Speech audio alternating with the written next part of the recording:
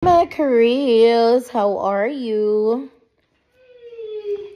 Di aday miron sa ila kaninya mga Karels, and we are gipick up na mo si Althea kay hapdira gini siya permanente. Amo ang estudyante hapdira na siya permanente oh. Nga si Athena unya pa sa tong alas 3. So papatay-patay sa diri sa oras anton ma-pick up to nako tong usa. But anyways, magchika sa tabi. As in, da magchika ko oy kay nabuisit ko. Nabuisit ko mga Karels. Actually, naiinis ako, magtagalog ako today. Magtagalog tayo dito, no? Mix lang ito, Tagalog at saka Bisaya mga Karels. Kasi nga, naiinis ako. Tarungin natin yung ating buhok. O diba? Ako rabi nag-color ani mga Karels no, na black din hiya kare diri kuan. Diha lang sa Pilipinas puhon magpatarong tagpa-color mga Karels kay diri grabe ang mahal pag ikaw nagpakulay ng buhok dito mga Karels. Diyos ko Lord, ang mahal. Super mahal. Parang aabot siya ng mga 12 to 15,000. Oh, ang pagpakulor lang na sa buhok niya. Pagkatapos yung mga Karels, yung buhok mo para ng parang super thin na, magbibrittle na, di ba? So ayan, tarungin natin yung ating camera para hindi makikita yung ating mga double chin. Ganyan. So anyways, magchikahan tayo mga Karels kasi na-miss ko kayo. Naalam ko yung isulti ninyo.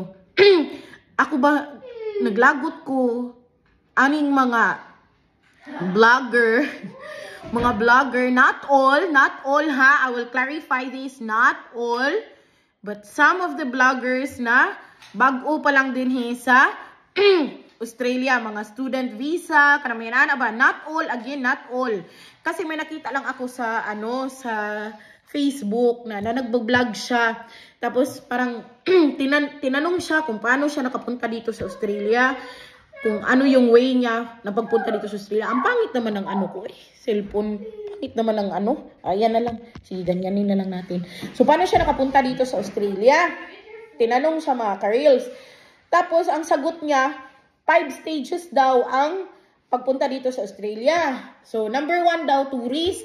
Mag-tourist visa ka daw. Tapos, number 2, pagkatapos mo mag-tourist visa, punta ka dito, tourist visa. Tapos, apply ka ng student visa. Tapos, after nun, apply ka ng working visa. Tapos, after nun, apply ka ng permanent residency. Tapos, apply ka ng citizenship. Ganon yung pagkasabi niya doon ba sa, sa kanyang reels. Tapos, para sa akin, naiinis ako. Alam niyo bakit mga Karels nga, nang blagot kay ko. He make it so easy for the people asking him how to come here in Australia. Mga Karels, the reality, atras na po na ito gamay, the reality, here in Australia, it's not easy. No? Tapos sabi pa niya, bago kayo pumunta dito, before mo anhi din sa Australia, mag-aral muna kayo ng SMAU, NC1 and NC2, something like that. 1 month na SMAU, 1 month na ganyan.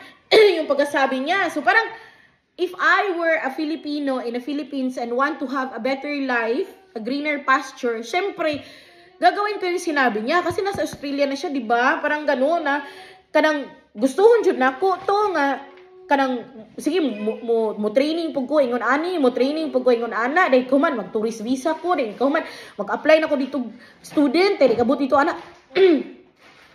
Galagot lang ko, naiinis ako mga Karels because he didn't really give the exact process, the exact way, parang ganyan. Kung ako lang yung tatanungin mga Karels, no, it's not easy. Coming to Australia is not easy. Pag nag-tourist visa ka dito mga Karels, it will cost a lot of money. Kung nakikita nyo yung video ng lalaki na yun, as in, talaga, makabukal ang dugo mga Karels, as in, bumubukal talaga yung dugo ko sa sinasabi niya mga Karels ay galagot yung tamas ginhawa.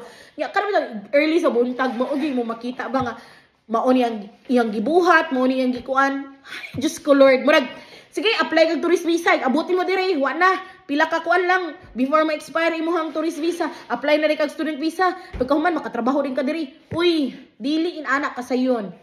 If you are a breadwinner diha sa Pilipinas, dili mo anak og dato, kamoy gapalit og bugas sa inyong pamilya. Ang kanang ihang steps nga gihatag ninyo, di jud na mao. Lunuron mo sa utang. Kung wala mo'y ekstrang kwarta, ayaw mo anhig Australia. Ayaw mo pangutang para mo tourist o mo student visa. More gina ako iingon ninyo. Nga mamaligya mo, baligya ninyong yuta, kay lagi for a better future diri sa Australia. Mo eskwela lang mo smaw-smaw, diha usa ka buwan. Unya, duha ka buwan na po itong in situ, unsa tong inahaka, tong iyahang istorya. Dahil ikahuman ninyo ato, gari dahil mag-Australia, kay mag-tourist din mo, di ka man mag-student din mo, nga, dahil ka man, eskwela mo diri. It's not like that, mga girls. Ang pag-tourist lang din, you need a lot of money. Kaya nag-abot ninyo din, o wala mo'y pamilya diri sa Australia, inag-abot ninyo din, mangita pa mo kapuyan ninyo. Onya, dili barato ang balay diri, mga girls, ha? Sinima na ang bayad sa balay diri. I think the lowest price that you can go for a room is $150 per week. Pila na sa tuwa mga girls? 5,000 or 6,000? Depende sa exchange rate. No? Mo na'y appeal sa inyong pag-tourist visa. Ang processing pa sa inyong tourist visa. Ang imuha pang show money. Ngayon, nag-abuti mo din, makasustain ka. Kay di ba ka katrabaho kung tourist visa ka? Di ba? So, dapat na kay daghang kwarta. Or dapat na kay business din sa Pilipinas, una ka mo ari. Di ba? Maglagot lang jud ko nga, mag-inana sila ba nga, kanang, ito yung 5 steps na gagawin mo para makapunta ka dito sa Australia. Putang ina, sorry. As in, sus, lagot jud na ko. Sa mga vlogger dyan, no, don't give false hope to the people sa Pilipinas.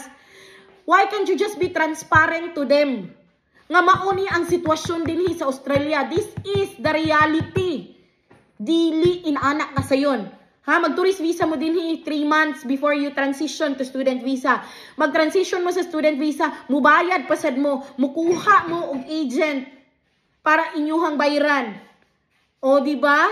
Then ang uban pa gani i-require pa for IELTS. Unya inanak ka sayon? Inanak din ka sayon? Hay, as in, grabe. Tapos pag student visa pa kayo mga careers, pag naka-student visa pa kayo, limited ang oras ng pagtatrabaho. Only 20 hours per week or 40 hours a fortnight.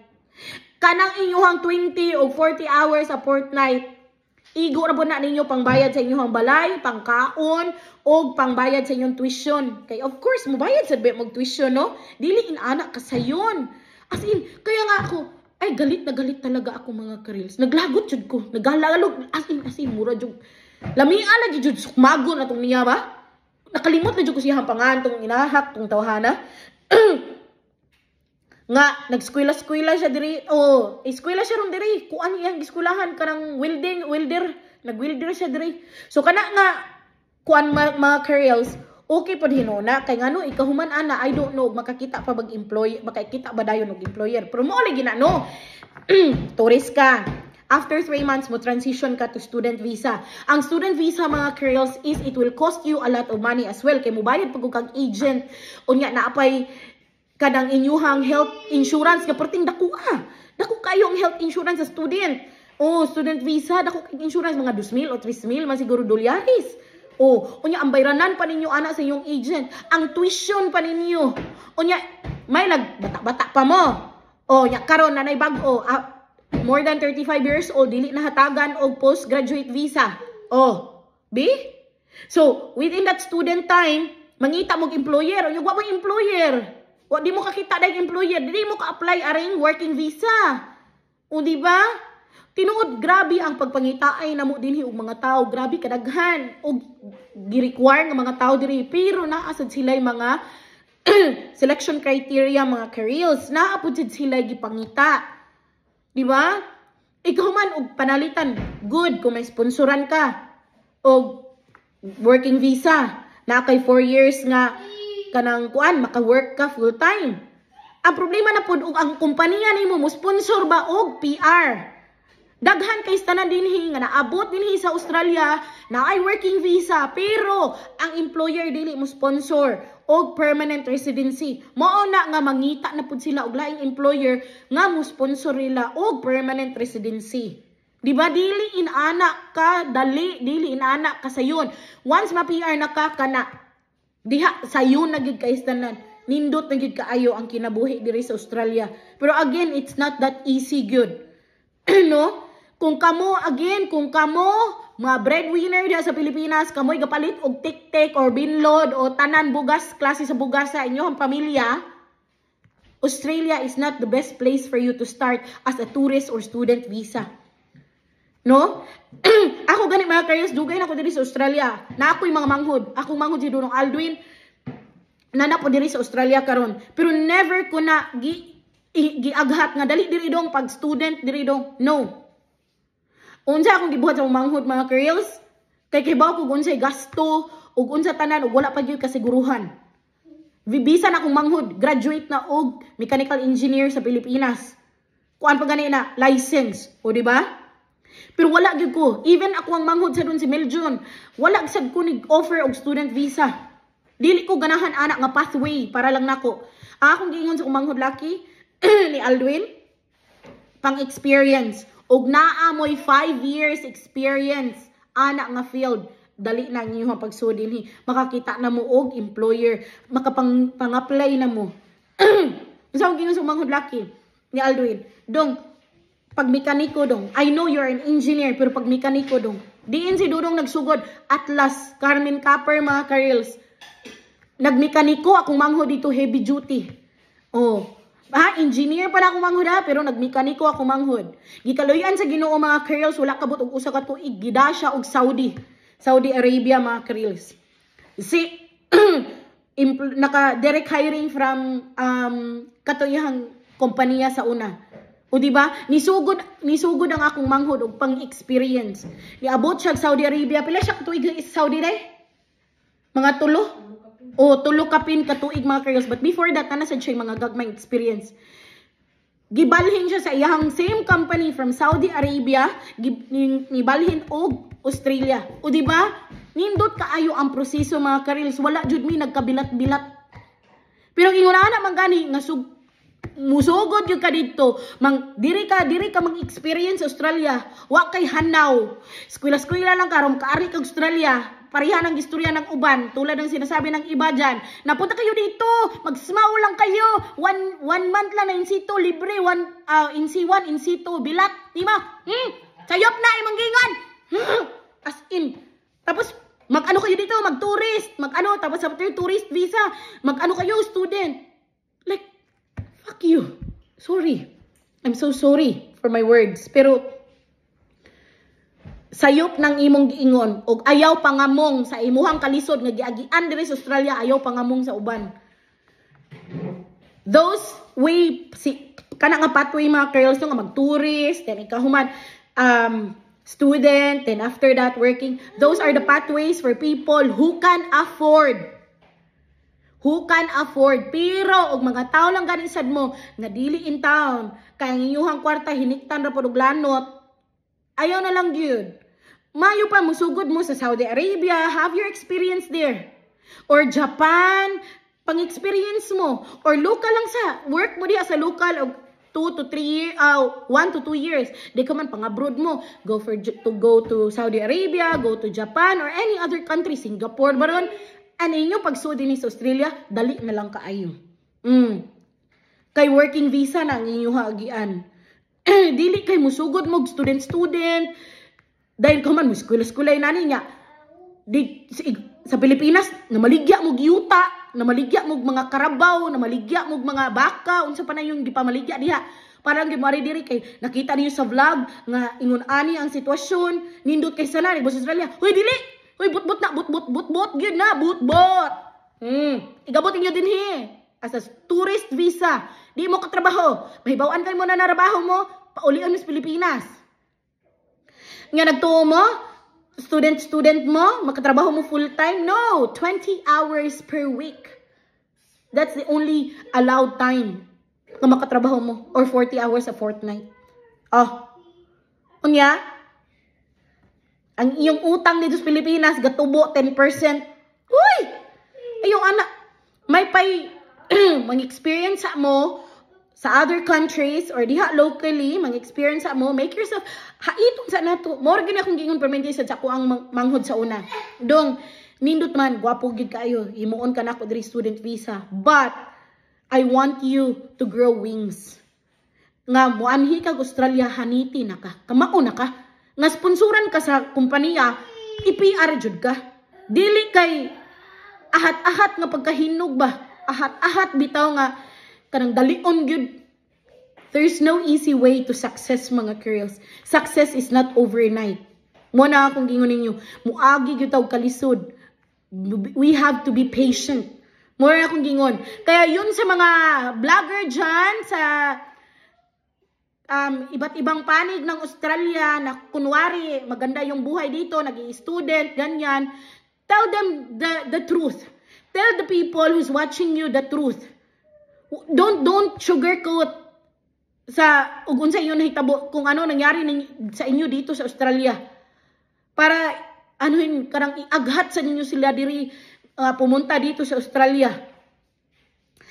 Dili ingon ana. Again, balik-balik ko na ko. Kung kamoy nagpalit og bugas sa inyong pamilya, kung kamoy nagpakaon sa inyong pamilya, if you are the breadwinner of the family, do not gamble sa mag-student-student.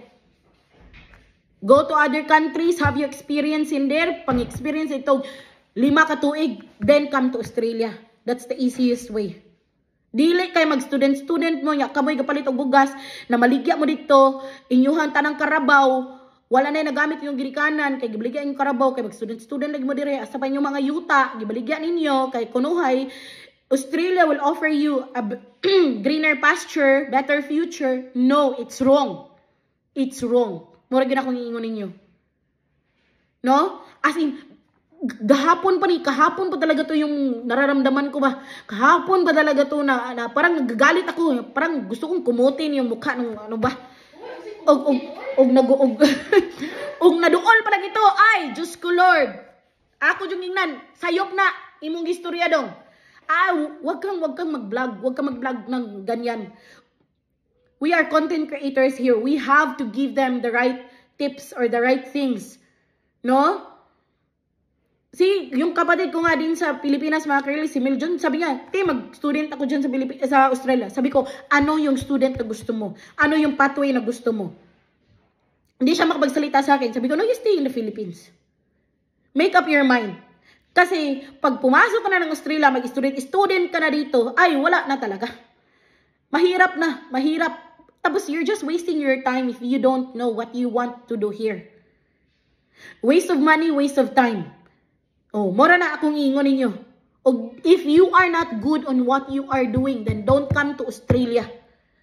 Kay grabe, the skilled visa in here, grabe ang ano talaga. I've experienced, maging magaling ka muna sa gusto mong gawin. See, dito in demand yung boiler maker, which is welder. In demand yung mga mekaniko, heavy duty, light mechanic, lahat, ganyan. Mga chef, mga butcher, ganyan. But you have to be good on what you are doing. At least 5 years experience, mga Curls. Oh, diba? Di kay, ay, sus, kagagraduate ko lang. Gusto kong pumunta ng Australia. Sige, mag-in situ ako, ganyan-ganyan. Isang buwan lang. Tapos mag-tourist ako. Tapos after tourist, mag-student.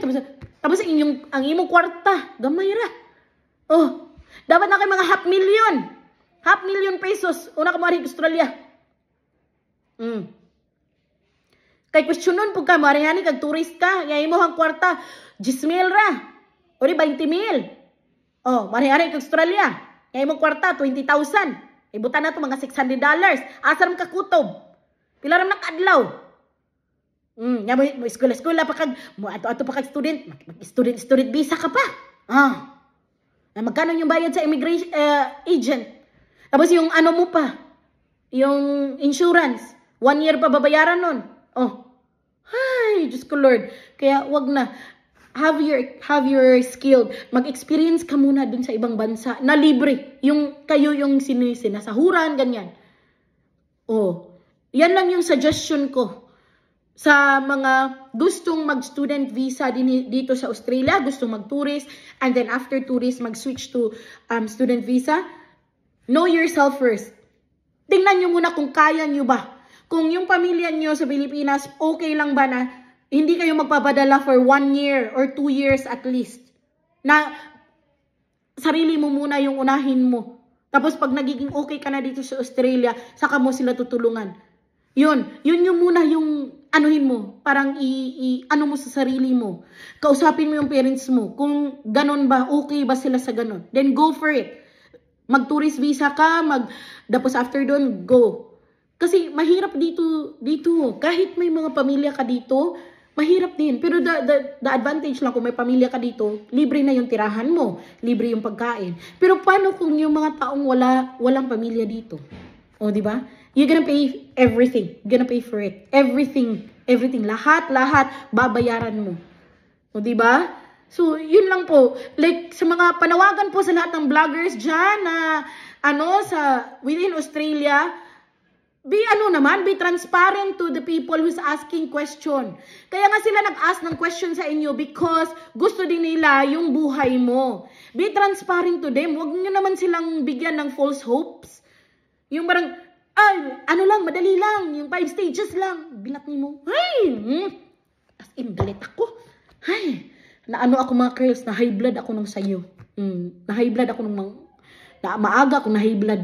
Kanina talaga mga girls, pagising ko ba, talaga ako, nagagalit ako. But anyways, thank you so much for listening to me. And I hope etong vlog ko na to mga girls will open your mind. Doon po sa mga nagbabalak na pumunta dito, hope na etong vlog ko na to, ma-enlighten po kayo. Kasi hindi ako nagsasabi na, wag kayong pumunta dito or magagalit ako kung pupunta kayo dito kaya negative na negative ako or something like that. Hindi po ako negative. Sinasabi ko lang po yung realidad. The reality of Australia, mga girls. No, ayoko mag-sugarcoat na, ang ganda dito, punta kayo, sige mag-tourist kayo. Tapos magkabaon-baon kayo sa utang dyan sa Pilipinas. Kasi nakita nyo sa vlog na ganito yung buhay dito, ganyan-ganyan. No, it's not. It's not easy here. Even us, na mga citizen na kami dito sa Australia, mga girls, may mga times din na mahirap din talaga. Mahirap talaga yung parang we are living paycheck to paycheck. Diba? Yun. So, kahit nga pwede kami magtrabaho, kahit ilang oras, kahit ilang trabaho ang gustuhin namin. Pero yun nga, sabi ko sa inyo, it's not easy. Kayo pa kaya napupunta dito, tourist visa, you're not allowed to work? Oh, diba? So, hopefully this vlog of mine will enlighten to those people who wants to come to Australia. Do the right way. Yun lang yung pong sasabihin ko sa inyo, do the right way. That's it for today's video. Sana po naliwanagan kayong lahat. Thank you so much. Bye!